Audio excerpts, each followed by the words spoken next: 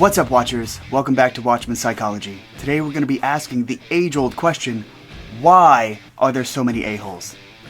Let's get into it. Alright, first things first, let's talk about reality. What is this? To you right now, it might just look like a pin, but it all depends on your perspective. So let me give you some examples. If you needed something to write with, perfect. This is a pen. You can use that to write whatever you need. However, what if you needed a black pen? Then this thing would be really annoying because it's blue. To some people, it's just a bit of plastic and could be used for other things. To others, it could possibly be broken down and made into a straw. The thing is, it could be almost anything. Let's say this was the only thing on you and you were being attacked. It's no longer a pin, it's a weapon. You see, how we define objects in real life depends on our perspective at the time. And it's not just objects. So let me give you another example of how your perspective affects your actions. So let's say you're all comfy and cozy in your living room, and you have a coffee table in front of you.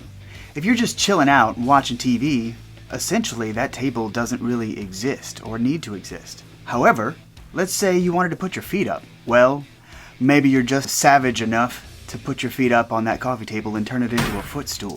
But what if you need to go to the bathroom? Now that coffee table is an obstacle in your way, an enemy of your perspective and your desired action. So as we can see, your perspective determines your reality. So all of your experiences and your desires play a part in interpreting the world in front of you. So, you know what that means. We gotta bring it back to a-holes. Now that we know your perspective creates your own personal reality, if you're the type of person that thinks most people are a-holes, when you go out into the world, what are you going to see? What is your mind going to be looking for?